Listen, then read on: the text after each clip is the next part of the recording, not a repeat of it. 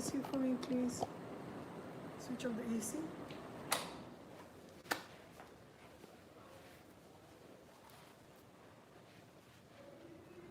Hello, everyone.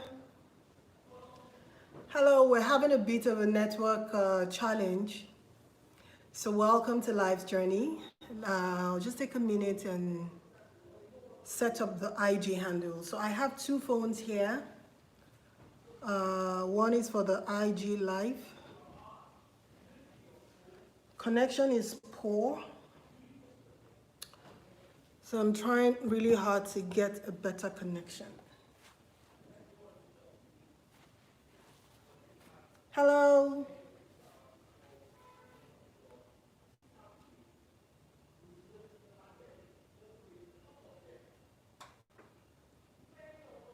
Hey you. Welcome to another series of Life's Journey. We had a bit of a poor connection today, but luckily we're up. Ese Kasonde, hello. Dem Presus, hello. Otumbaski, thank you for joining in. Oluchi 2006, thank you for joining in. So if you find me looking down, I'm looking at my IG Live. So I'm just trying to say hello to everyone joining us. So if you're joining us today for the first time, the YouTube channel is youtube.com/tastebudzng. So if you haven't subscribed to our channel, it is youtube.com/tastebudzng. And the series is Life's Journey. Greetings, Mika Jumbo. Thank you for joining in. So welcome everyone. Lara Sage, thank you for joining us last week and for coming on live on this show. We really loved your contribution and we love you. Thank you, Lara.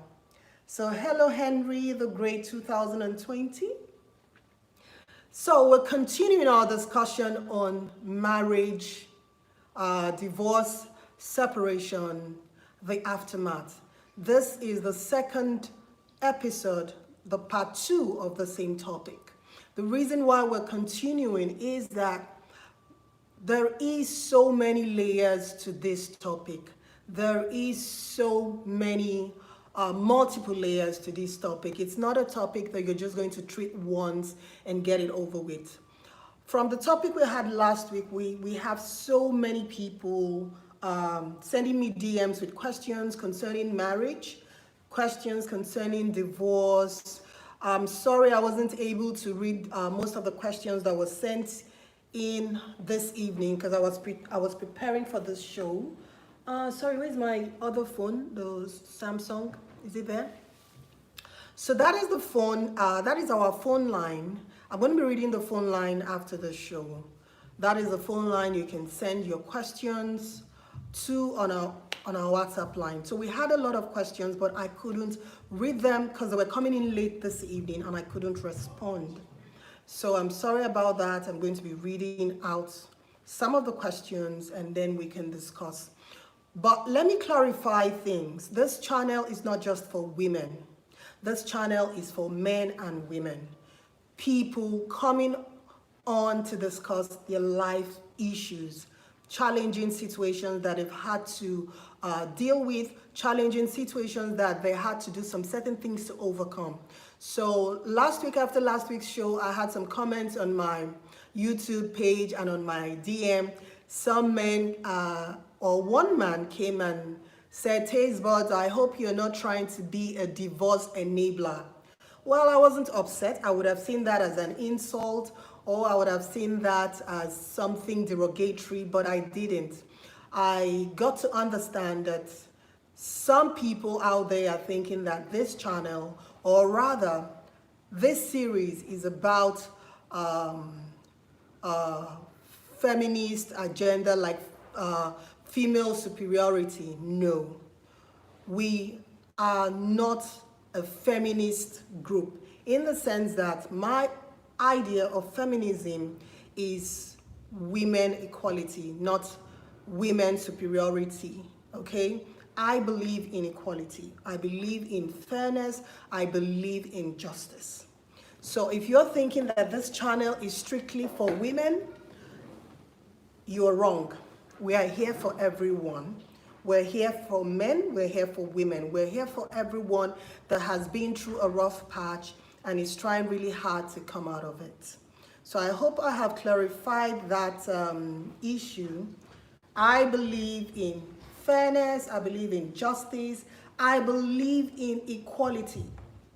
So if you're a man, you're a woman, and you do have a story to tell us, you have your real life experiences to share with us, you can join in, you can join us in the series, Life's Journey. Let's talk, let's discuss. Together we can find lasting solutions to age-old problems. So today we are continuing on divorce separation. Who are the people that fall into this category? Who are the people that would classify themselves as divorced or separated? Those are the people that are coming out of a long-term relationship, a prolonged relationship that has meant so much to them.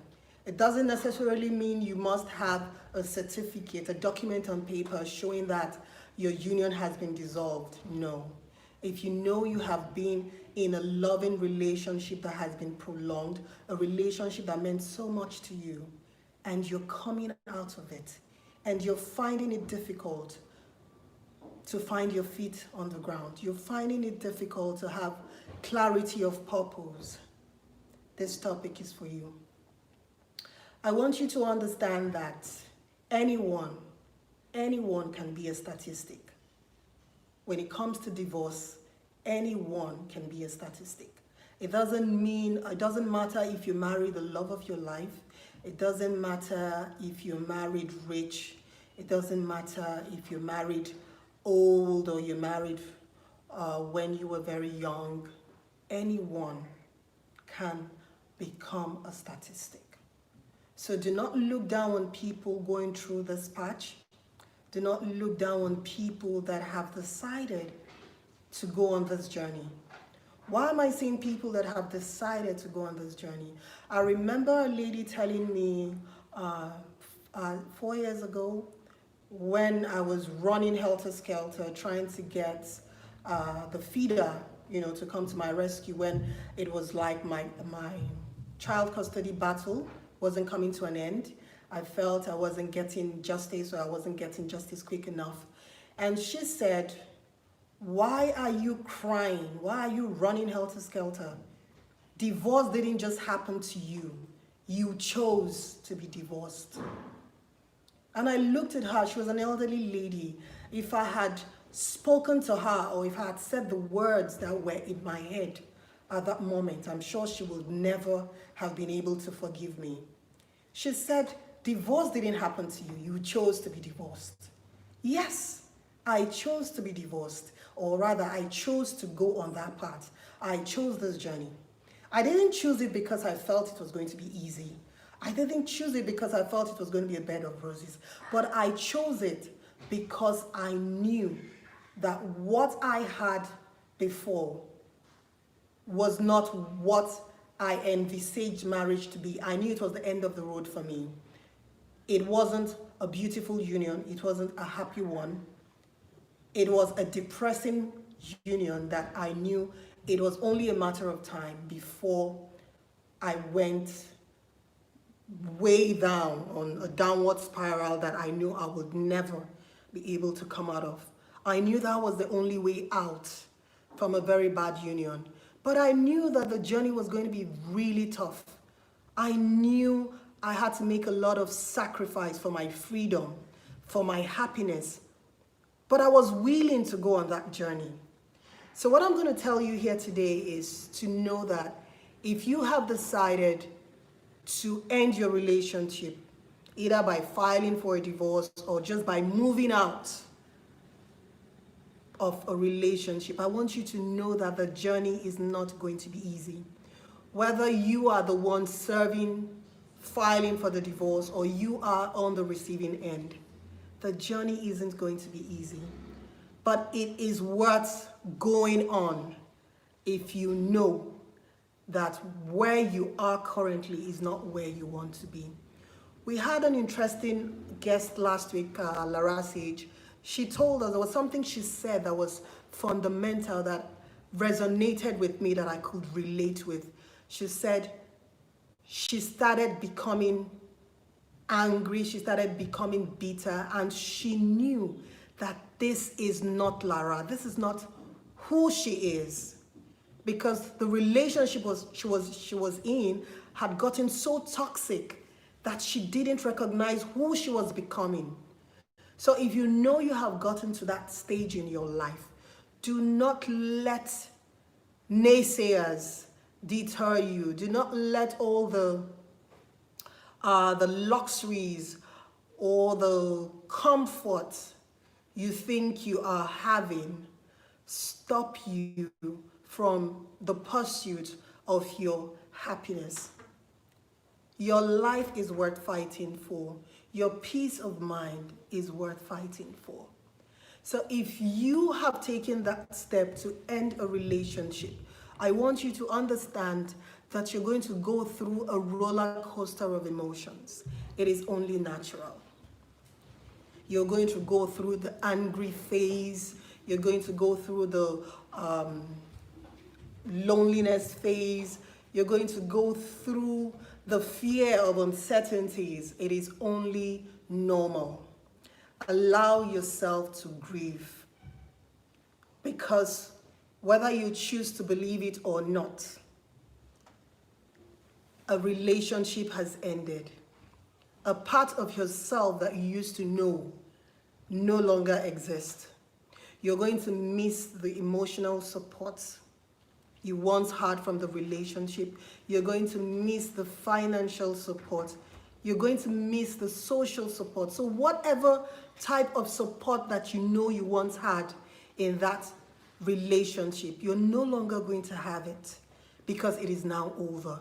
So allow yourself to go through that mourning period. I call it grieving. You have to grieve. It is only natural for you to grieve. So allow that period to pass.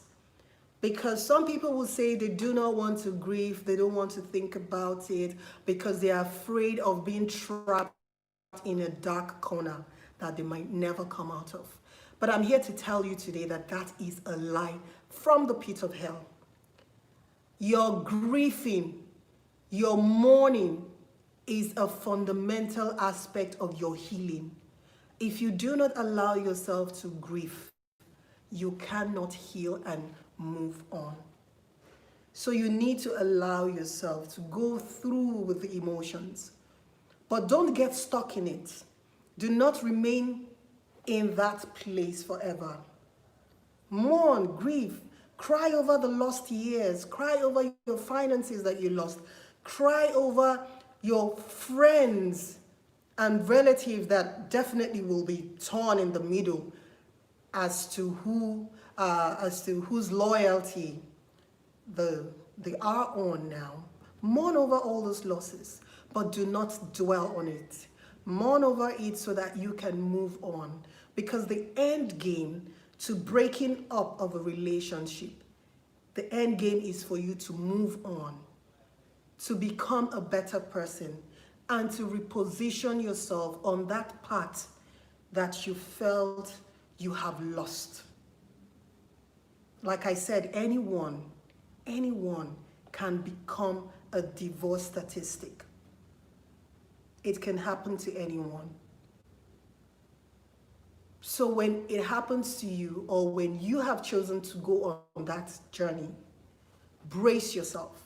It's not going to be easy, but it is worth fighting for. You are absolutely on point. I couldn't agree more. Mazi Chimu. Yes. Thank you. Thank you. Yeah, that's true. So on today's topic, or on today's show, I'm going to be inviting a friend and a sister. She's a wonderful person that I was drawn to, I think about a year or 2 years ago, One thing I have come to realize is that people that have gone through life or that have endured some sort of pain or some sort of negative experience in life are usually more compassionate.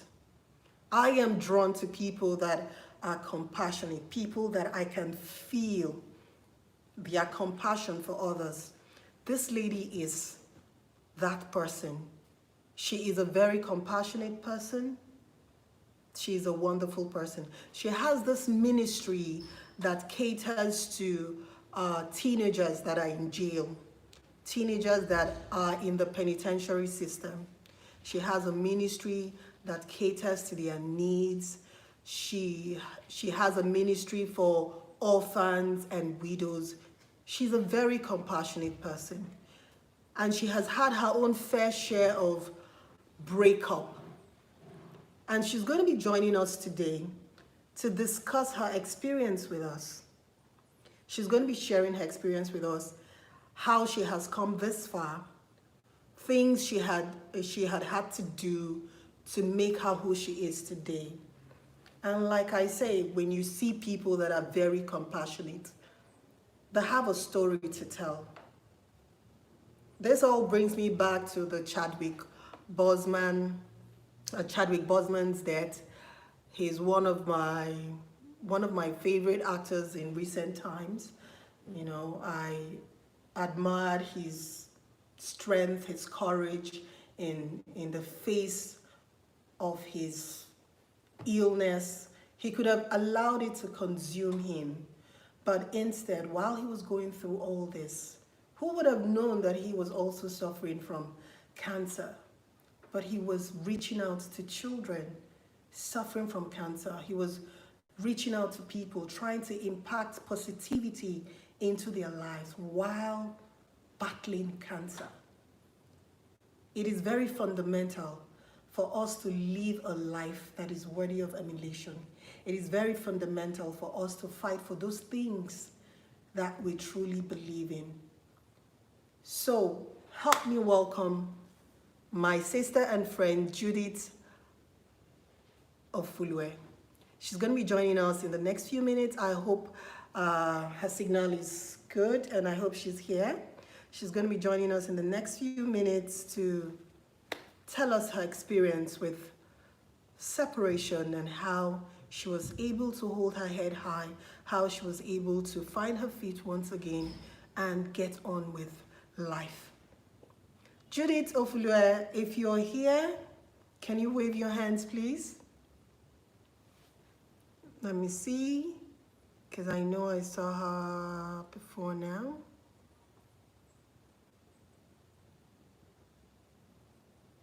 Okay, Judy Ofulue. So I'm going to be waiting for her to join in.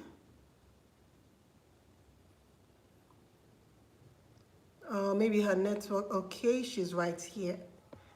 Judy, I'm bringing you on. I think my network is a bit weak. I'm trying hard to bring her on, but I can't.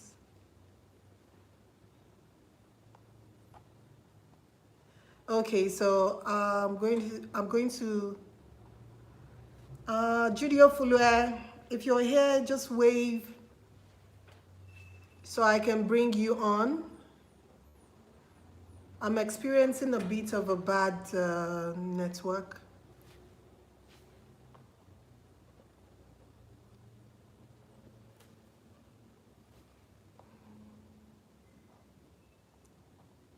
Hello, Judy.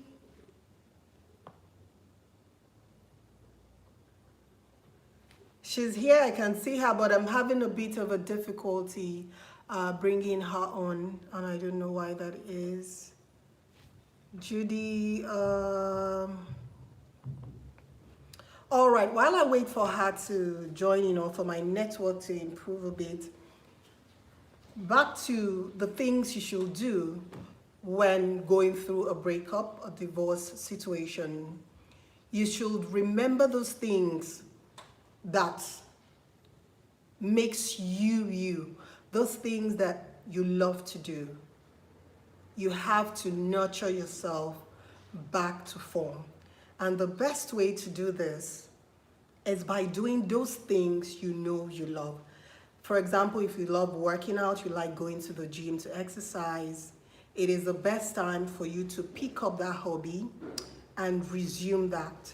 If you know you like hanging out with friends, this is the best time to create time to be with loved ones.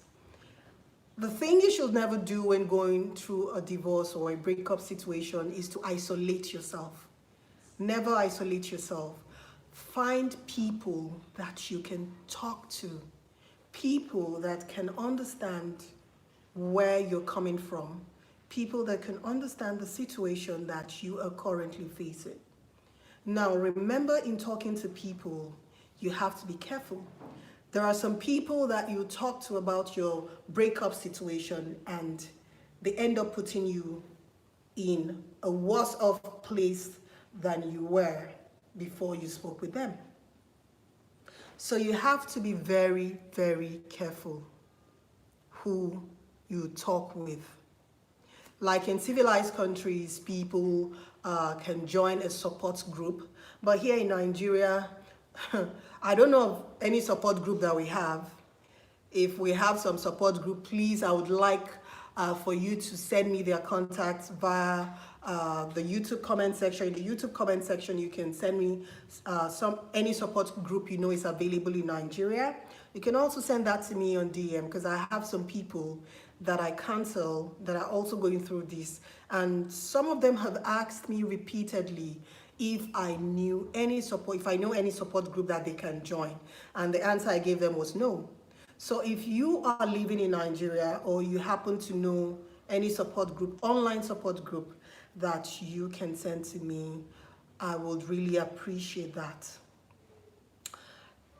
Joining a support group is very fundamental. Talking to a counselor, it's very helpful. That can also help you. If you do not have family or friends that understand your situation and can talk to you, please find a support group. That will be very helpful.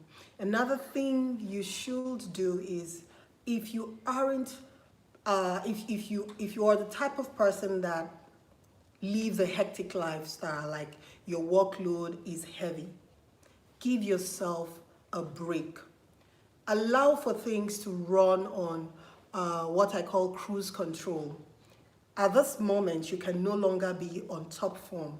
You can't work at the same tempo that you once used to. It is natural, it is expected. Give yourself a break. You're not going to mourn forever, you're not going to grieve forever. And there is one thing I always tell people, no matter how painful the breakup is, the pain cannot last forever. It is definitely going to ease up. So give yourself a break. I'm still trying to bring Judy Ofulue on. I don't know what happened. I'm seeing her right here, and I'm trying to... What do you think the problem is? Is the network really that bad?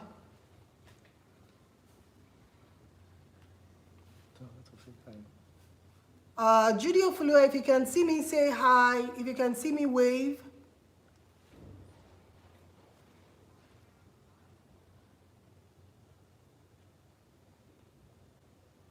Because I saw her waving initially and I was trying to click on it. Have you seen wave back, but it wasn't just coming up. I think the network is... Is that her? Yes. Tell her to say hi. I think it's her network. Maybe she's in a bad network. Tell her to say hi. Okay, I can see Not and wave. hear Tell you. her to say hi. She said I can see and hear you. Okay, is there? Where is Yes. it? And you click on that, then act like. Okay. I'm going live now with Judy Ofulue. So I'm waiting for her to come in. The devil is a liar. We all want to hear this story. Seriously, I also want to hear this. So we're just going to wait for her to join in. It's connecting, thankfully. Finally. Finally, I just said the devil is a liar. I was actually hearing you. I don't know what happened. I think So I it's had to change my cell phone to another cell phone. yes, I think that was maybe the signal was what Yeah. happened. Yeah. I'm so happy to see. I've been waiting all week. So happy to see Huh? you too. Welcome, Judy Ofulue. And thank you Thank you so very much much. for what you are doing for those teenagers. Thank Honestly, you.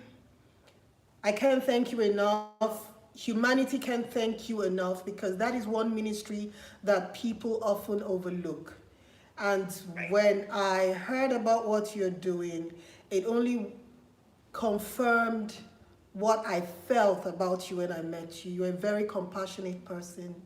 I felt Thank you. that as soon as I met Thank you. you. I'm always drawn to people with so much compassion, and thank you for what you are doing, Judy. Thank you for what You're you're welcome. doing Thank for you. the orphans, for the widows, for humanity. Thank you, Judy.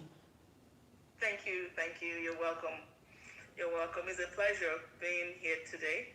And I heard everything. I actually joined as soon as I saw you. And I've been following. I heard pretty much everything. Thank you very much for that introduction. I've actually been doing the prison ministry. I think this is my actually, I believe my 9th, 10th year Oh my of God, that's doing a this. long time. I mean, I don't know if anyone is joining you from Toronto, Canada, but it's called the Roy McMurtry Youth Center, and it's the one on McLaughlin Road in Brampton. Everybody know that. It's basically teenagers.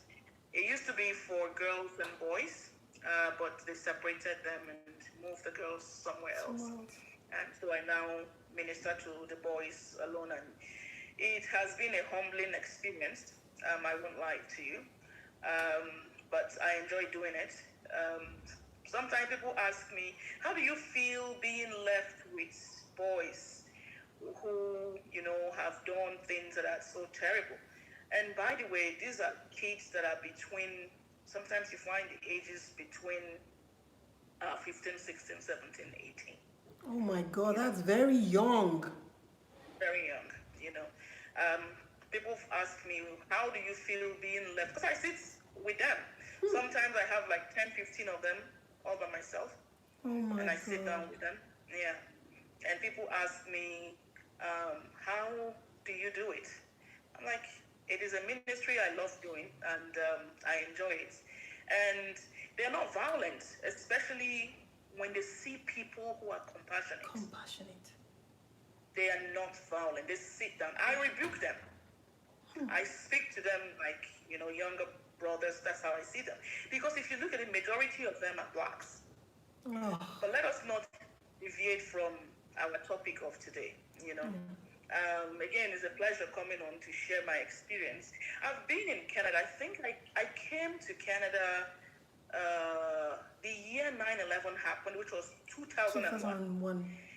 Yes. It happened September. I came in December. Oh. And it was quite an experience. I got married to somebody I thought I knew. I knew in the sense that he was a friend to my elder brother, but the age gap was a lot. He was like about 18 years older than me.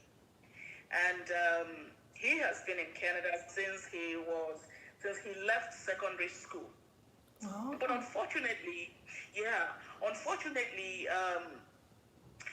that's exactly one of the things that happen. I see my friend Dami runs Iwaje Consulting, and that's one thing that happens sometimes when families leave their kids all by themselves in a strange land. When they bring them here to school and they don't check up on them. They turn out, some of them leave school without their parents even knowing. Some of them don't even, complete. Some of them Complete. get into drugs, which was exactly what happened to him. He completely became a different person. I won't go into details, but what basically happened was that I found out that he was into so many things. I don't want to talk about it here. I mean, just to give him some respect. But I found out, and I'm the type that I have a very, very strong personality. Those who know me know. But at the same time, I'm a very, very soft-minded person. But I found out so many things was going on in the house. And because I was new, I didn't have a family. I was all by myself. I didn't know how to talk about this. I didn't know who to talk to. I didn't know what to say. But I knew they were not right. Right. So at a particular day, I said, no, we're going to have to sit down and talk. This is somebody who comes home sometimes 3 days. You won't see him. Oh my God. You don't know where he's going. Yeah. So, and then I said, no, we have to talk. And that was when we got into an argument. And the fact that I'm alive today is just by the grace of God. He drove me to for those who live in Canada, who know Etobicoke area very close to Humber College is where you have this industrial estate. He drove me there. He was on February 13th, before Valentine's Day, I won't forget.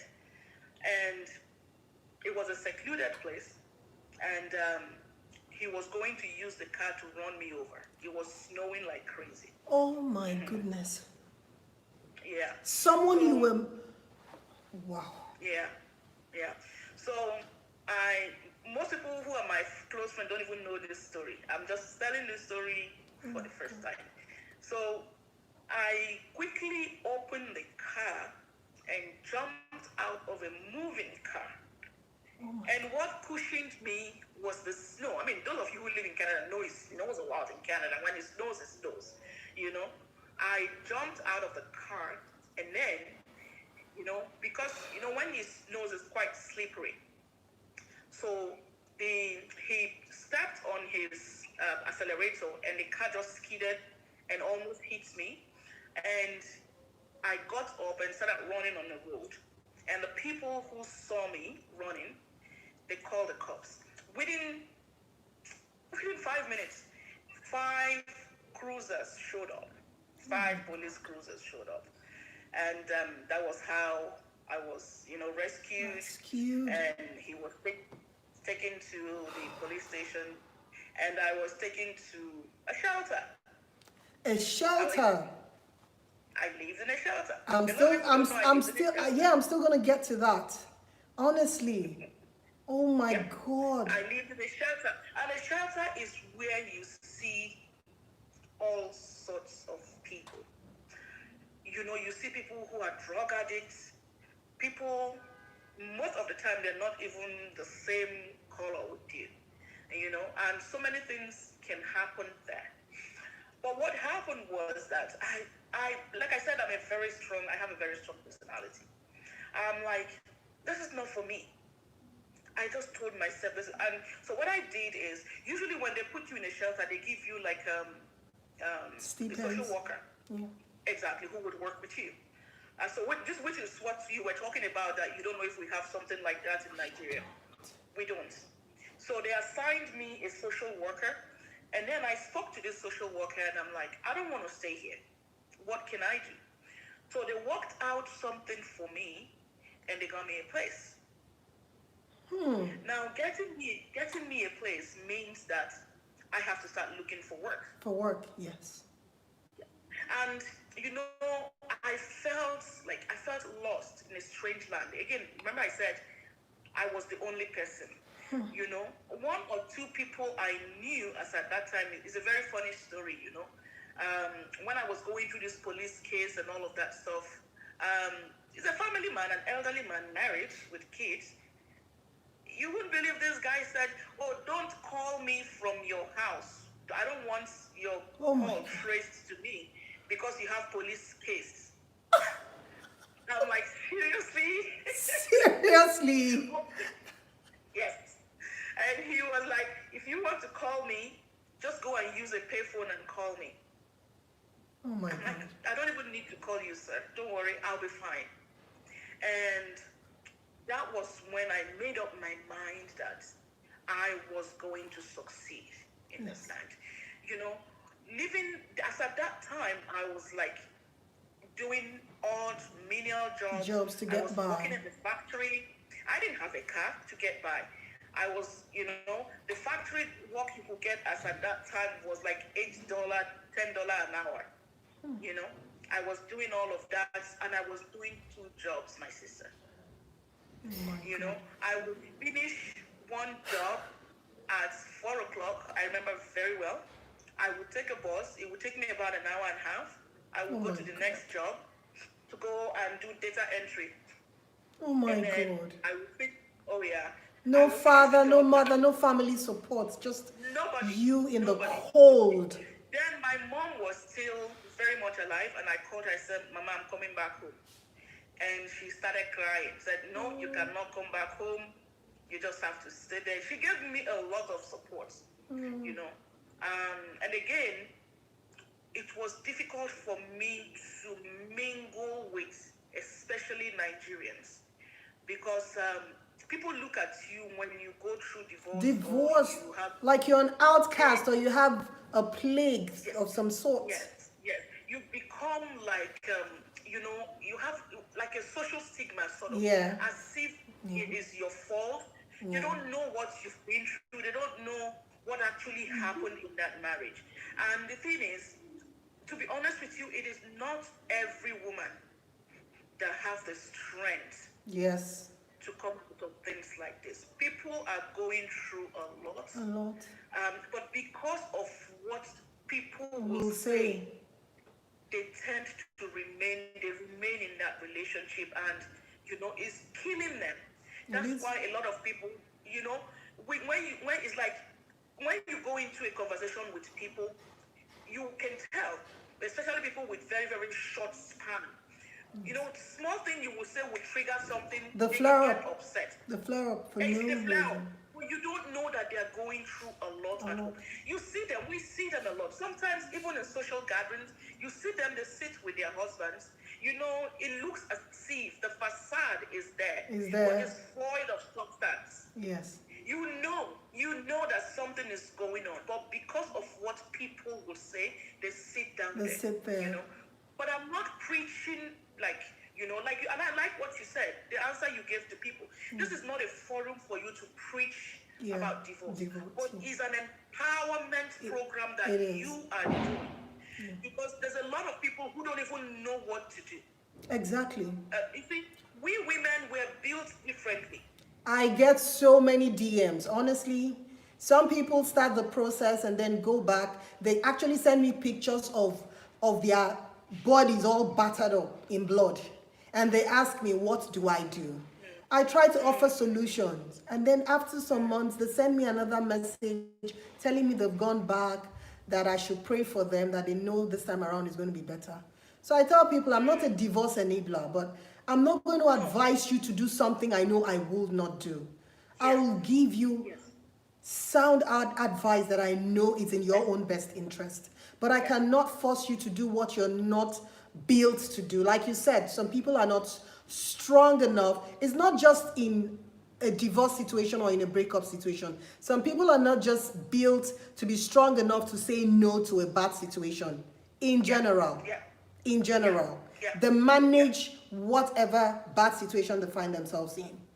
So it's I don't know if it's because of our background as Nigerians.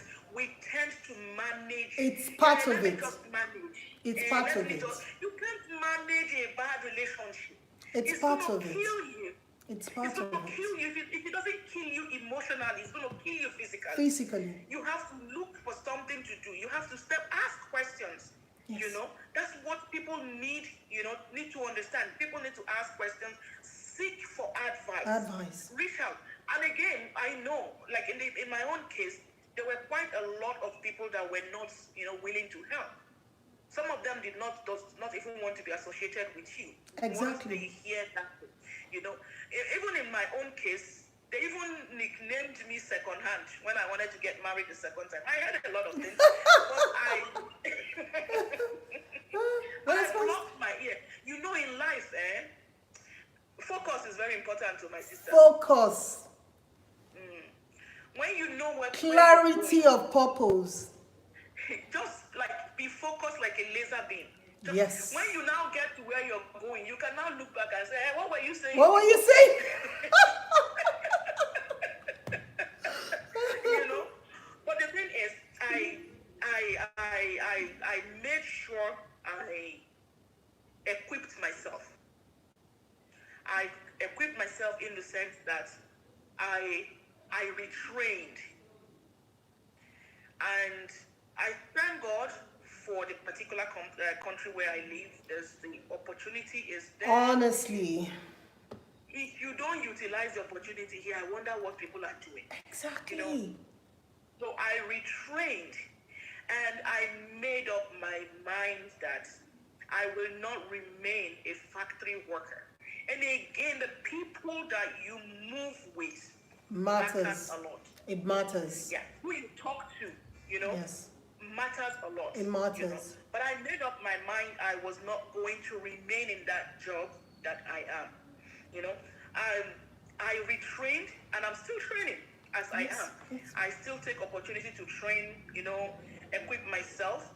Constant work in progress, never stopping. Constant work in progress. I can tell you within the space of time, from that time to now, I own properties here, back here and back home in Nigeria. And things are going on well, but that is because I decided to stand up. Yeah. You have to help yourself. Nobody will help you. Nobody will help you. Yeah, nobody will help you. And it's a pity we don't have that aid back home in Nigeria. That is what I'm crying for.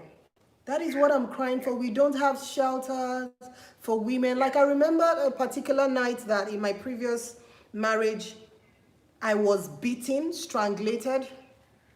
That night is the night I know I would have lost my life. But I was quick to push him away. I ran for cover and I called my dad, my late dad, may his soul rest in peace.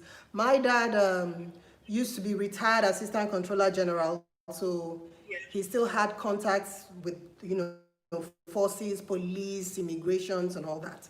So I ran for cover and I called him from the kitchen stall and I said, Daddy, help me. I'm going to die. They're going to kill me this night.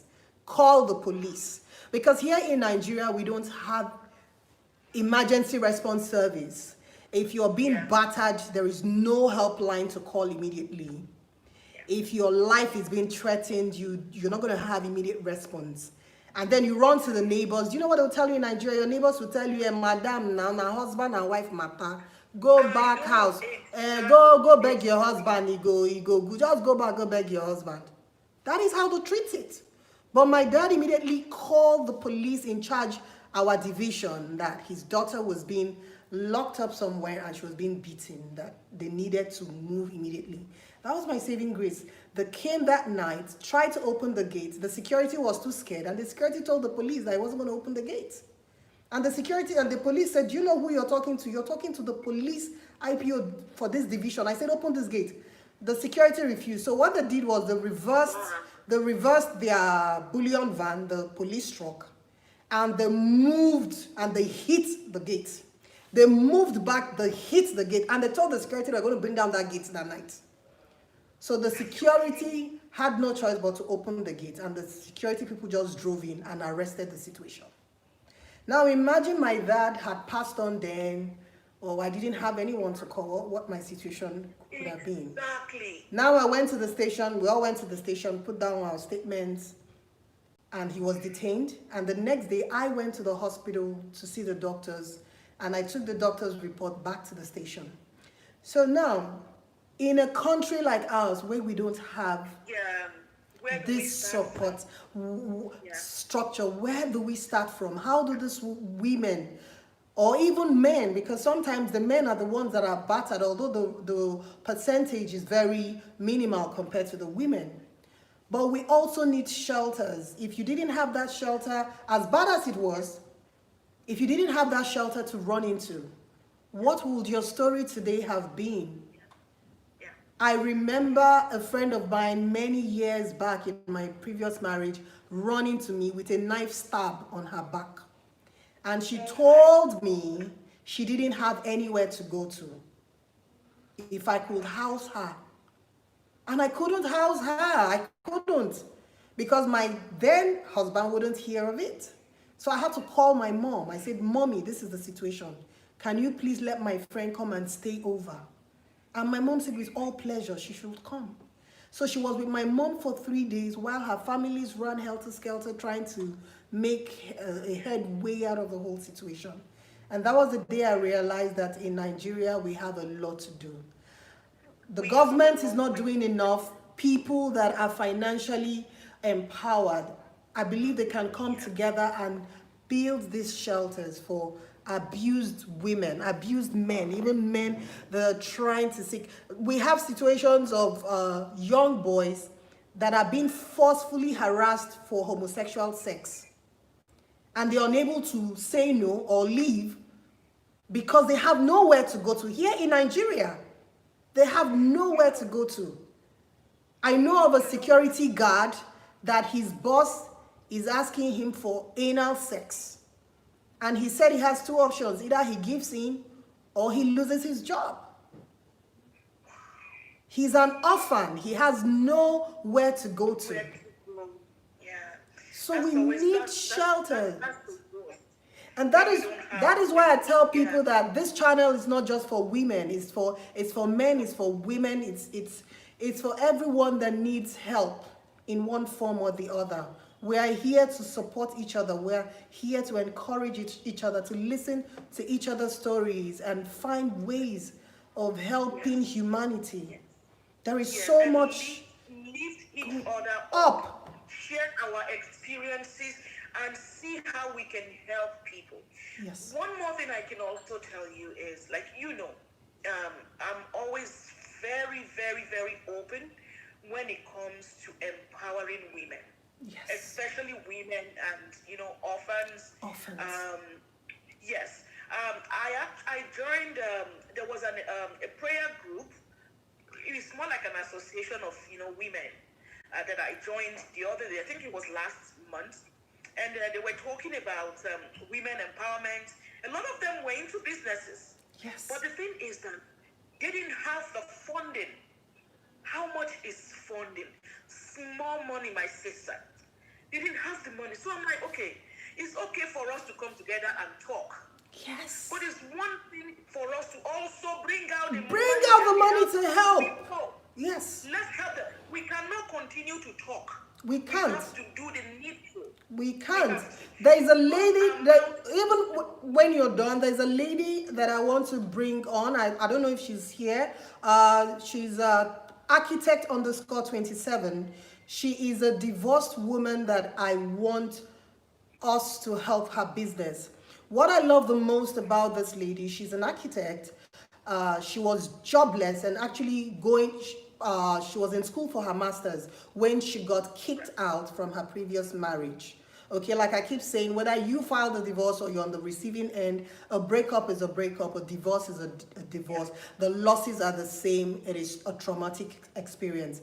She became homeless immediately because she was booted out of the marriage. And of course, in Nigeria here, you can't even go to the court when you don't have the money to pay for legal fees, and we don't have free legal aid for women. So she got booted. Not like us here where we have free legal aid. Not legal aid. So when you get booted out in Nigeria as a woman and you have no job, you understand that is automatic homelessness. If you don't have a family home to go back to, that's automatic homelessness. So she was like a nomad for like 2 years, living in places without toilets and bathrooms. She had to put the pieces of her life together. And she started a couple of businesses that failed, some succeeded. And at the end of it today, she has a small architecture, I'll call it an architecture firm in the making. She makes little upholsteries like chairs and tables with the aid of carpenters that she pays as she goes, you know. She's been able to put up something. She's even been able to rent a room and toilet and bathroom where she now stays. That is her home and her workplace. I saw some of the artwork she's going about selling, and I was so impressed. Financially, That is fantastic. yes, financially she's not where she is, but some days she doesn't even have food to eat, but she knows that once she makes a sale, she's going to have some money in her pocket. And I was so impressed by her And these are determination. the type of women that we should help. This was Yes. exactly in that meeting I attended 2 months ago. I told them, I said, it's fine for us to talk, but it's one thing for us to help. To help. So I personally, I told them, I said, I need them to give me the names of some of the women who need help. And they reached out to me. How much did it cost me? It's not even a lot of money, my sister. It's just to help them to boost their business. Business And to- they are okay now. Yes. Their business is boosted because I sent the money. So I think what we need to do is, no matter how small it is, let Empower us start people. something. Yes. We can start something and help these women. There's a lot of them out there. A lot. And A lot. I know there's a lot of women here who are willing to help. A lot. We can start something. Yes. We can start something. Yeah. I'm going to be checking if she's here. I'm going to be bringing her on. I don't have much, but what I want to give to her is 50,000 naira. Just a way of encouraging her to say, look, you have started something. You can make it better. And we're here to help each other, to support each other. Because I don't believe in giving people stipends and then, oh, architect, oh, I'm tearing up. I'm so grateful, Tastebudz. It is nothing. I am so proud with what you have done so far. I am so proud. When I saw, she did live videos, you know, showing me how far she's come, she's so hardworking, honestly. Judy, you have to see this lady. I wish I could do more than 50,000, you know. What she currently needs is about 250,000 naira to put to, because the rent she's staying is not fully paid, you know. So she kind of went into a deal with the landlord. She's going to pay for the first 6 months and then hustle up the other ones while she's still working.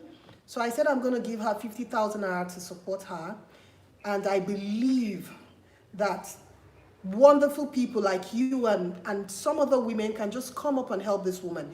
It is my joy. It's going to be my joy if in 6 months' time she says, Yes. Tastebudz, this is what I've been able to do. I've been able to pay my 1 year rent in full. This is my business so far. You know, I Yeah. want to see women grow, especially when Yeah. they have been roughly handled. Yeah. And this men think they can amount to nothing. Yes. They are Yes. standing up Please and send me- saying, I am not going down. Please. Sir, please send me her account number. I will send her 100,000 naira. Oh, Judy, thank you so much. You're welcome, ma'am. Architect 27, she's here. She says she's crying. 27 underscore architect. That is 150,000 naira for you. 50,000 naira from me, 50,000 naira from my sister Judy. Oh my God, she has gone through so much. I'm going to bring her on so she just tells us a bit of her story. She went through so much. Okay. And I am so proud of the woman she's becoming. I am so proud of the woman because she left her previous marriage. The man was cheating serially and she was honest. She told me, she said, Tastebudz, I couldn't take it. So each time he came back home with his girlfriend or something, I will nag, I will fight. That's the natural thing any woman in a loving relationship will do. And the husband was like, you aren't contributing, you don't bring a dime, you don't pay the bills. Why should my bringing in women be a problem? And one day he got fed up and you know what? Sorry to interrupt you. That is the problem, because if you are a hardworking woman and you are financially independent, to some extent, you will be fine. yes, The reason why most women remain in this type of situation is because they are not financially dependent much on the men. exactly. And that is why I keep telling women that if you know, we now know so much. The marriages we have now is not like what our parents and grandparents used to have. Men have a different expectation of marriage now than it used to be. Yes. So women now in 2020, in this millennia shouldn't go into marriages expecting the man to be the sole financial provider. They shouldn't. Yep. I tell that to my daughters. That era is gone. You have to go into a union, bringing something to the table. And when you're doing this, the men will learn to treat you differently. They will learn to treat you with respect. Yep. Because you're not a liability. Yes, you're not. Yeah. Because if you are a liability, they'll treat you as such. Yep.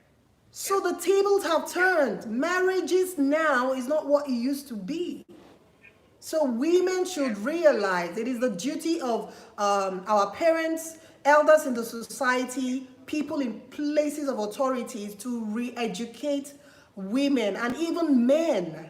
Our boys need to be re-educated. They need to understand that those days where they go into a marriage expecting their wives to wait on them, hand, foot, is over.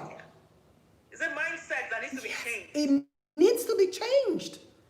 And once we embark on this change, I believe we will have more meaningful unions. Yeah. Unions that both parties will see themselves as equals, where both parties will learn to respect each other for who they really are. So a lot is good. Honestly, Judy, you have made my day. I am so happy. I am so happy. I pray to God. I said I don't want this to be a talk show where we just come, talk, and we talk. We're unable to impact changes. I want this to be a show where we can come, talk, and also get actual solutions to problems. Yeah. Yeah. Oh, I'm so happy. Fantastic. Thank you very much. Thank you, It's Judy. a pleasure. I'm going to bring Thank Architect 27 up now so she can share her story. Okay, thank you. God bless you, Judy. And you too, my sister. Thank you so much. All right. Thank you. Bye-bye. Judy, thank you. So 27_architect, I'm going to be bringing you, I'm going to be bringing you on. So I am so excited. I've been able to raise, we have been able to raise 150,000 naira for your business. You have done so well. I am so proud of you. I am proud of your resilience. You have decided to make something out of your life. You are an architect. You owe it to yourself to live your best life ever, to experience your greatest potential. Tell us your story. Thank you. Thank you. I can hear you.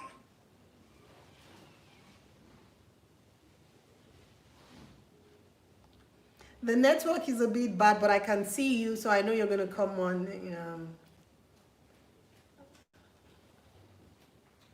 you. You're welcome, dear. Okay.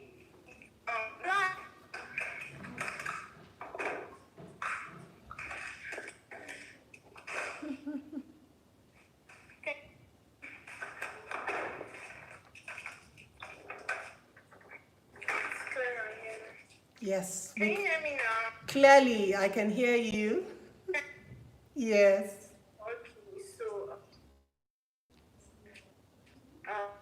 I got married in 2015, and then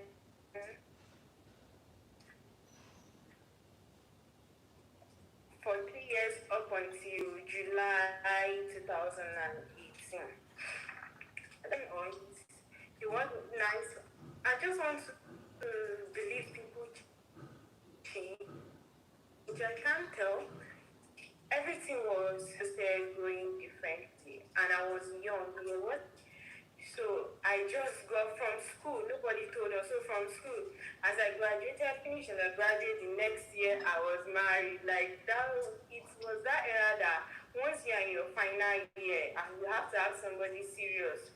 So no, we weren't told, okay, well, you go and look for the work. You go and get the work in the husband's house. Just get married. So the next year after my graduation, I did get married. And then it just went that way as things started turning bad in the sense that he was doing his master's program in Ibadan.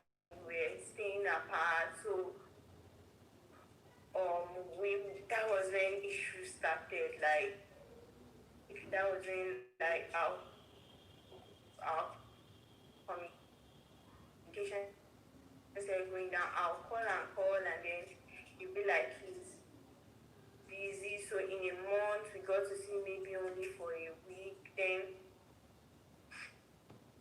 when he finished and we came, when the issues started, like he won't come back. And see one girl that was because that I won't work on, and I always smoke girl would just also be something that maybe I took him to carry and I go to then the girl will be like, I was as in I enter your son's office and one girl is giving you attitude, yeah, and I'm like so we come home and talk about it, issues were not getting resolved. So and I can say maybe also I didn't have anybody to talk to. So at that period of time I didn't know how to act. I just The network is so bad. I'm so out and became evangelist, and then he's all happy, all smiles with people, and I've never known how. And then also architect underscore 27. We're losing you. Your network is very bad. So okay, let me call.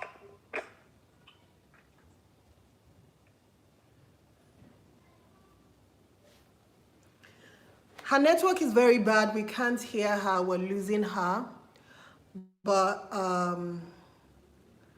let me just start by saying I am so happy. Okay, that is her calling on our line, on our landline. This is the line for Life's Journey. It was bad that way, so I tried to call their phone line. Yes, architect underscore 27. We can hear you. Yeah. Okay. So we have like we have like 5 more minutes, so you can just round it off. I'll put the phone close to so everyone can hear. Okay. So bottom line is that things started going bad. Then the date ended. He just came back from work that morning and said he washed clothes, he didn't dry and that outside, and I didn't pack them. So for that I should leave. And then I was like, but I didn't know. I slept off. I didn't know. And then from that, there was this there to stay. Because, like, I really did not want to leave. So, there was nothing I didn't do. My mom came in, my family members begged. And then by the next 3 days, he was like, if I don't leave, he's taking my sins to my parents' house. And then I was like, God, I'd rather die than people to see me coming back from marriage in my mother's house. Typical Nigerian mentality. All that has to change. Oh my God. So the thing drove me crazy. That morning, I was kissing water to bathe, and then he was like, if he sees him by evening, it's either he kills me or he returns my things to my mom's house. So he left. Then I was just boiling water to bathe. I was confused. I ran blank. So what just came into my mind, I was in the kitchen, what just came into my mind that she not die like this. And then I now sent my friend a message that I was in town that if you come and you don't meet me alive, I cannot imagine the turtle. So when I sent her the message, there were some drugs on the counter. I took them, but she came very quickly before anything could go in more serious. And then by that evening when I was in the hospital, he had already taken my things to my mom's place. Oh my God. And then from the hospital, she sent my things to my mom's place, and my mom is not staying in the same place where we are staying, in the same state. So from the hospital, I had nowhere to go. Oh my God. I just came out of the hospital. That my friend, I stayed with her for some weeks. Then I left. I was just passing from friends to friends, friends to friends. Then there was a time I was managing one head alone, and then I was sleeping in the salon. Oh. There was the place was just a shop. There was no bathroom. So in the night, when everybody closed and I had to go shop, I just get water and bathe in the same shop. Oh. And then I know all this. That is how my life has been for the past 2 years. So late last year, I was like, but I went to school. I was talking to my sister and I saw my certificate and I was like, but I went to school. So can't I just think of something? Then I went back and spoke to my mom. And then my mom was like, we were the ones that trained you in school.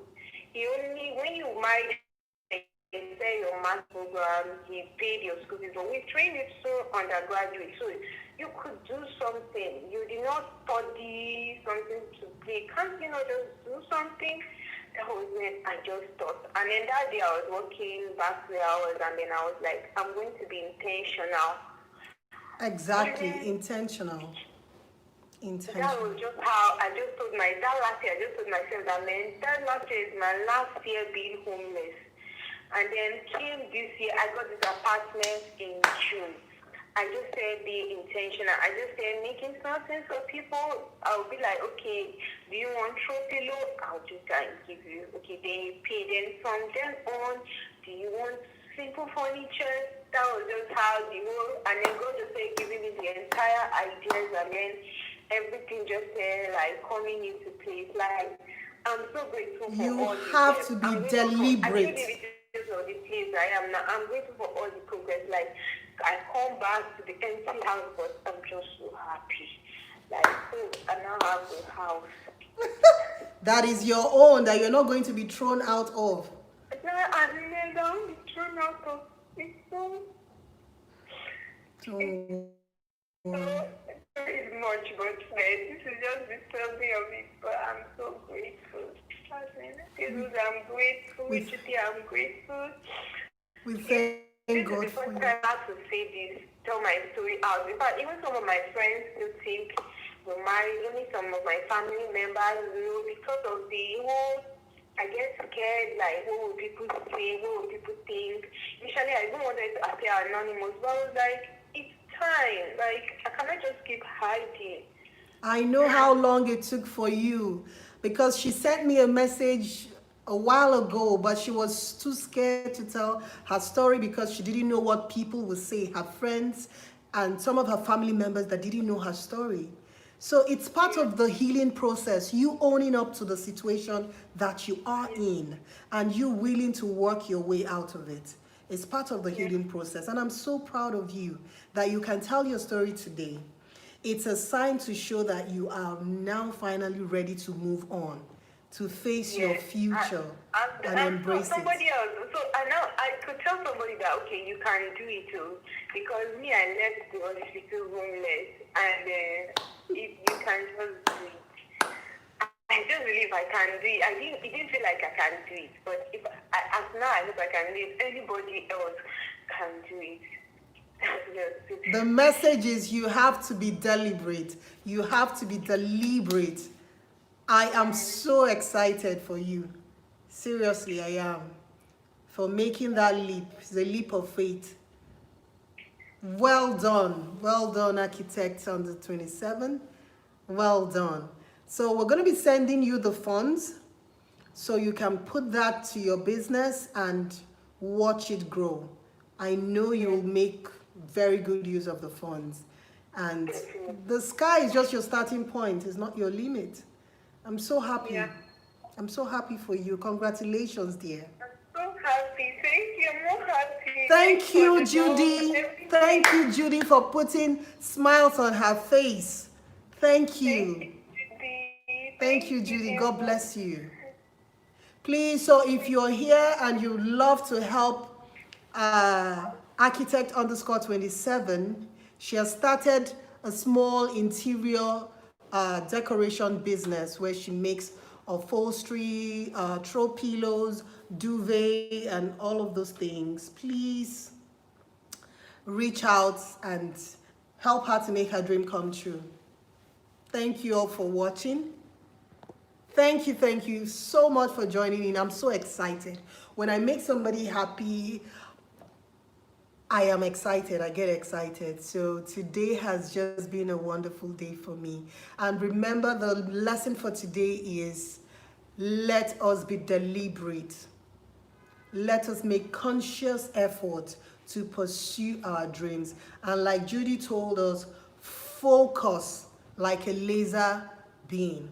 Focus. Don't get distracted by naysayers. Focus. Put your eyes on your focus.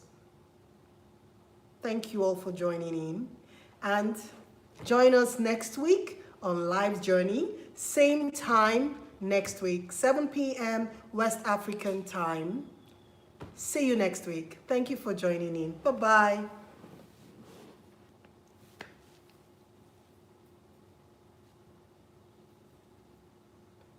So...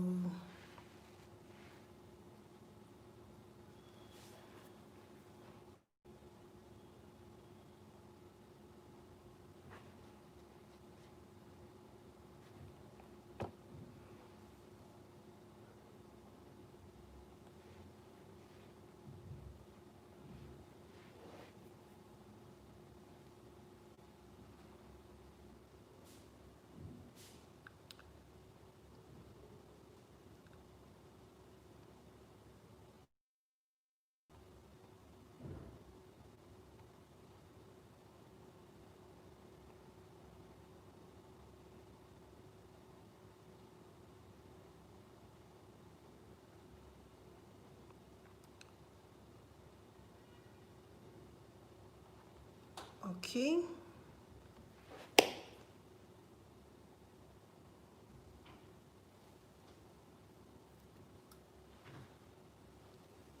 The network is really slow today. You sure you want to stop streaming?